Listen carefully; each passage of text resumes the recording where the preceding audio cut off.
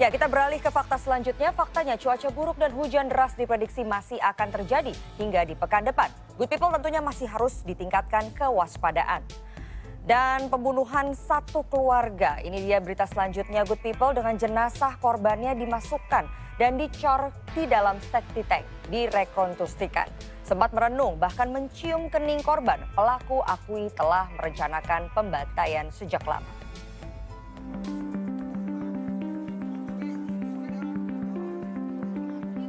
Rekonstruksi pembunuhan sekeluarga di Lampung dengan mayat dicor dan dimasukkan ke septic tank dilakukan di satu lokasi. Erwin Nudin dihadirkan dalam reka ulang. Diketahui pembunuhan bermula dari cekcok terkait harta warisan dan utang piutang dengan korban, Wawan, kakak kandungnya.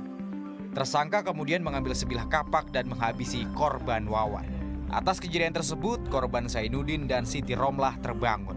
Panik aksinya dipergoki, tersangka Erwin membantai korban lainnya termasuk anak Wawan yang masih berumur 5 tahun.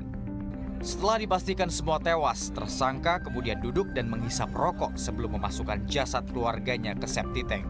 Tersangka Erwin terakhir mencium jasad korban Zahra sebelum melemparkannya ke septic tank. Besoknya tersangka mengecor septic tank itu agar bau jasad tidak tercium warga. Sejumlah kesimpulan baru didapatkan. Polisi bahkan menemukan bukti bahwa pelaku telah merencanakan aksi pembunuhannya. Tersangka Erwin juga menyisakan anggota keluarga Zainuddin, yaitu adiknya yang masih duduk di bangku SMP. Sebulan sebelum pembunuhan dilakukan, adiknya diungsikan ke Lampung Selatan oleh tersangka.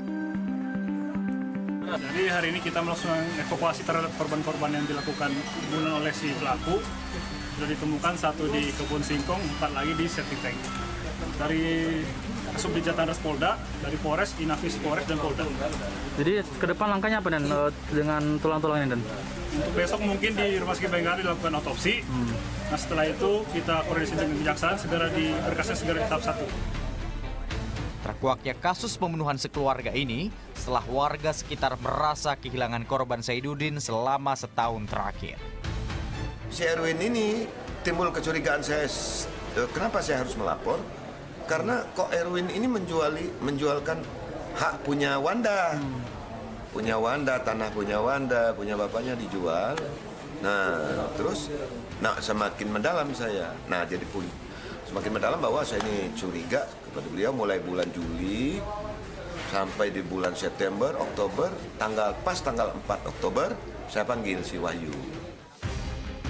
Zainuddin sekeluarga dibunuh dan dimasukkan ke dalam pembuangan tinja pada Oktober tahun 2021. Ya geger lah, selama ini selama pelaku masih belum ketangkep itu biasa aja. Gitu ya. Nggak mencurigakan sama sekali. Tapi caranya beliau ini baik kok ya di rumah ya? Pelaku juga baik gitu. Tokoh juga kayak dengan punya? Ya kalau badannya ya salah satu yang dituakan. Tuakan ya kamu.